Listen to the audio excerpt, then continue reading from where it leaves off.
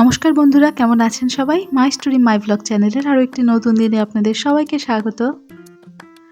এই যে এখান থেকে মানি প্ল্যান্টের আরও কিছু ডাল আমি কেটে নিচ্ছি। কিছুদিন আগে তো কাটিং বসিয়েছিলাম, ওই যে নিচের দিকে একটা টবে দেখতে পাচ্ছেন পাতাগুলো। তো এটা কাটিং বসাবো বলতে এটা জলে বসাবো, মাটিতে না। আসলে এই সময়টা বর্ষাকালের সিজনটাই মানি প্ল্যান্ট বা অন্যান্য কিছু গাছ যেগুলো বর্ষাকালীন গাছ সেগুলো লাগানোর মেন সময়, কারণ শীতকালে কিন্তু এই গাছগুলোর গ্রোথ হয় না একদম। তো পরের সিজনের জন্যও যদি বাঁচিয়ে রাখতে চান বা এই সিজনের জন্য গাছ দিয়ে ঘর সাজাতে চান, তাহলে এইটাই হচ্ছে পারফেক্ট সময়। তো এখানে আমি একটা কাচের বোতল নিয়ে নিয়েছি আর এখানে মানি প্ল্যান্টের পাতাগুলোর বসিয়ে দেবো। আসলে এই পাতাগুলো এখন দেখছি খুব একটা বড়ও হচ্ছে না, আসলে অল্প, আমার টবটা খুব বেশি বড় না, সেই হিসেবে গাছ অনেক হয়ে গেছে, ওই জন্য পাতাগুলো খুব বেশি গ্রোথ হচ্ছে না, ওই জন্য আলাদা আলাদা করেই রাখছি। তো নিচের দিককার যে পাতাটা সেটা আমি ওই তুলে দিচ্ছি, কারণ রুটস থাকলেই হবে, ওখানে রুটসটুকু রেখে পাতাটা আমি তুলে দিলাম, যেহেতু জলে বসিয়ে রাখবো। আর মানি প্ল্যান্ট এমন একটা গাছ যেটা জলেও খুব ভালো গ্রোথ হয়, শেকড় হয়, আর শেকড়গুলো দেখতেও ভালো লাগে। এই যে অ্যাগ্লোনিমাটা জলে বসিয়ে রেখেছি, এটাও কিন্তু শেকড় হয়েছে। আর লাকি ব্যাম্বু, এটা তো জলে ভালোই গ্রোথ হয়। তো এই তিনটে গাছ আপাতত আমি একটু সরিয়ে সরিয়ে রাখলাম। আজকে বাজার থেকে আবার আম এনেছে, তো হাজব্যান্ড বলছিল যে সিজনের শেষ, এখন আম যা খাওয়ার খেয়ে নাও।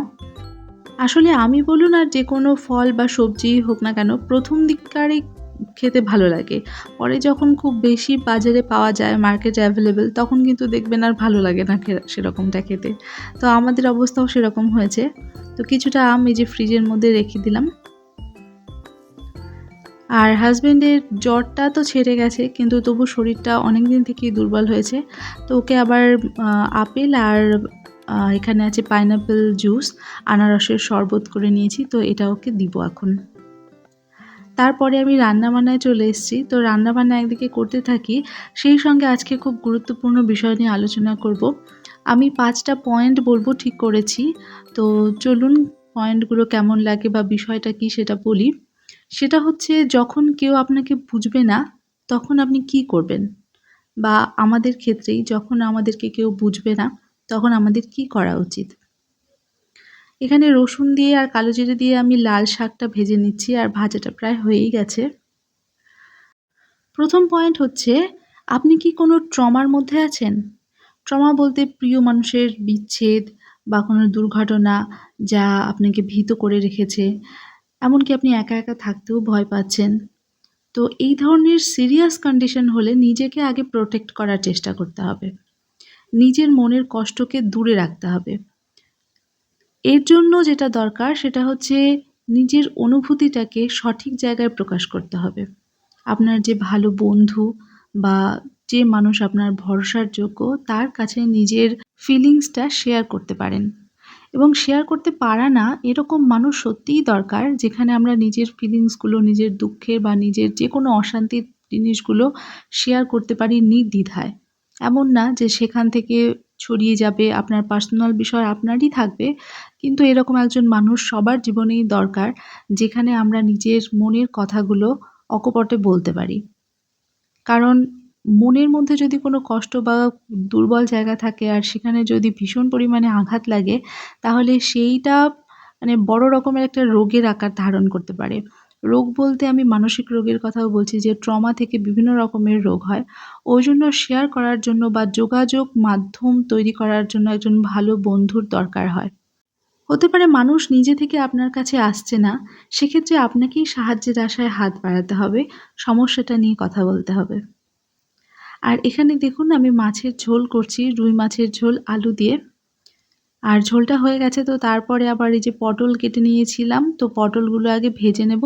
তারপরে ঢ্যাঁড়সও কেটে নিয়েছি কিছু, তো ঢ্যাঁড়স আর পটল সব কিছু মিলিয়ে একটা সর্ষে বাটা মতন করব।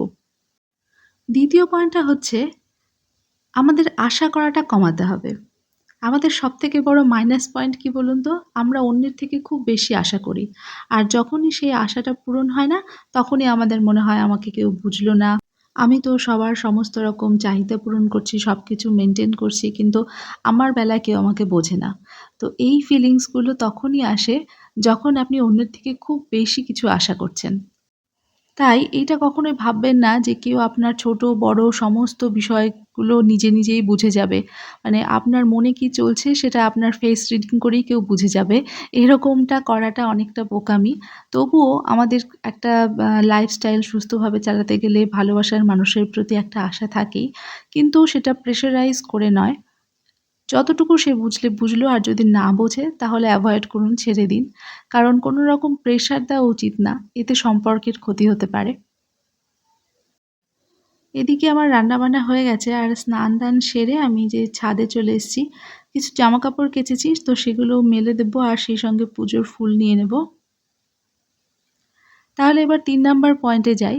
সেটা হচ্ছে কেউ যদি আপনাকে একদমই পাত্তা না দেয় বা খারাপভাবে ট্রিট করে, যদি আপনার কথাকে একদমই গুরুত্ব না দেয় বা ভালো করে শোনেও না, আপনি কি বলছেন সেটাকে এভয়েড করে যায় বা আপনি কোনো খারাপ আচরণের শিকার হয়ে থাকেন, তাহলে সবসময় মনে করবেন যে সেই ব্যক্তি আপনাকে ডিজার্ভ করে না। তাই এই সমস্ত মানুষদের থেকে দূরে থাকাটাই ভালো বা এভয়েড করে যাওয়াটাই অনেক বেটার। নিজের মনে শান্তি পাওয়া যায়। এখানে পুজোর ফুলগুলো আমি তুলে নিচ্ছি। তো আজকে অনেকগুলো ফুল হয়েছে। জবা ফুলও দেখলেন অনেকগুলো আর নাকচম্পাগুলোও বেশ অনেক ফুটেছে। সেই সঙ্গে নয়নতারা আর ছোট টগরও আছে, তো সেগুলোও তুলে নেব। বেশি ফুল যদি তুলি ঠাকুরের চরণে দিই তাহলে সেদিন খুব ভালো লাগে। তবে আমি গাছের ফুলের কন্ডিশন বুঝে তারপরে ফুল তুলি।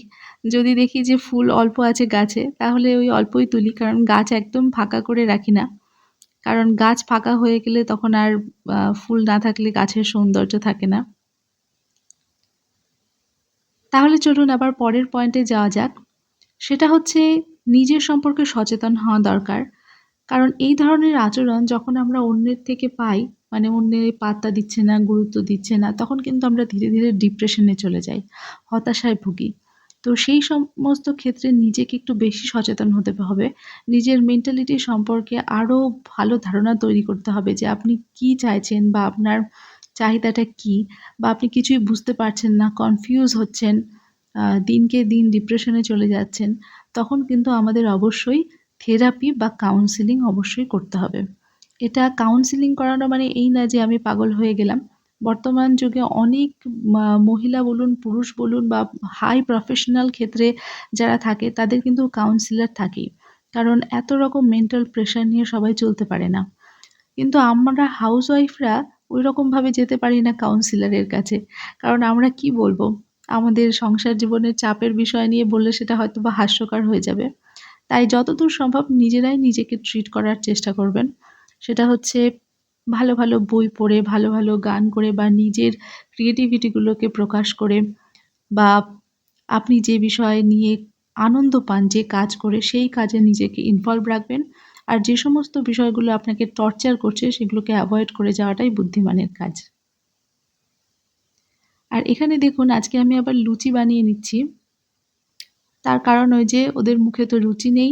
বাবা আর মেয়ে দুজনের মুখেই রুচি নেই। এটা আমি জানি না, অনেকটা করোনার সিম্পটমের মতন লাগছে। মানে জ্বর সেরম না, কিন্তু গা ব্যথা, মুখে রুচি নেই, অনেকদিন হয়ে গেল। তো তবুও এরকম সিম্পটম থাকছে। আমি তো টুকিটাকি কিছু না কিছু খাবার-দাবার বানাচ্ছি। তো ওইজন্য আজকে ভাবলাম যে একটু লুচি করে নিই। আর আলুর দম করব লুচির সাথে। কারণ জ্বরের মুখে বা মুখে যখন খাবার টেস্ট লাগে না তখন কিন্তু ভাত-টাত খেতে ভালো লাগে না। তখন মনে হয় যে এদিককার ওদিককার খাবার খেলেই বুঝি ভালো লাগবে।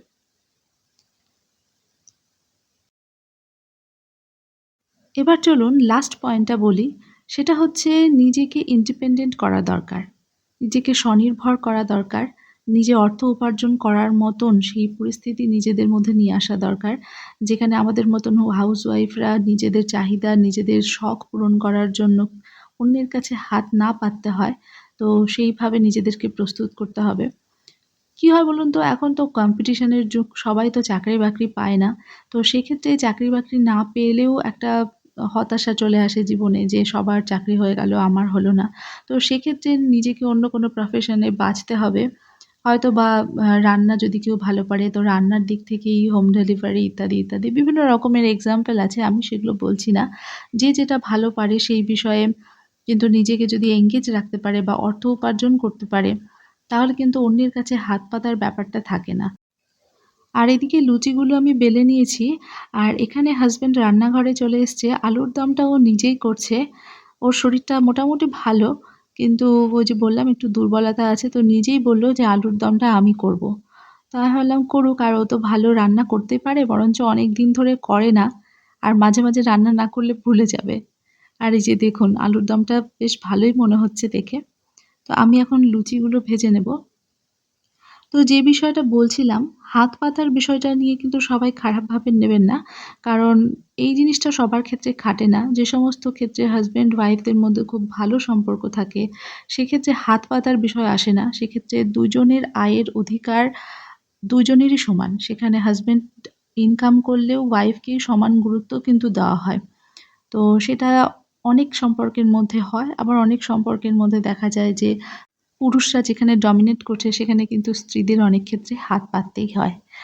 তো বিষয়টা ওইজন্য আমি বললাম যে সবার ক্ষেত্রে একরকম হয় না।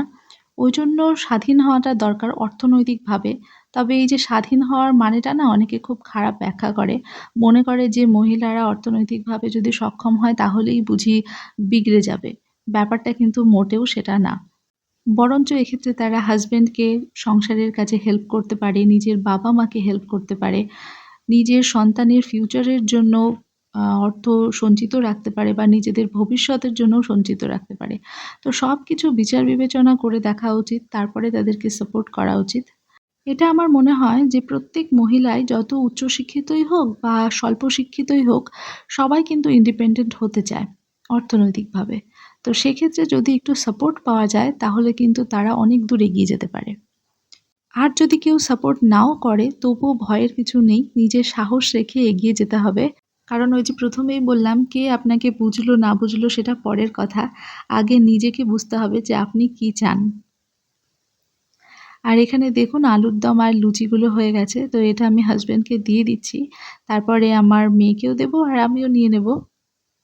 আর আজকের ভিডিওর টপিক এবং আমার কাজকর্ম কেমন লাগলো সেটা কিন্তু কমেন্ট করে অবশ্যই জানাবেন। দেখার জন্য অনেক, অনেক ধন্যবাদ।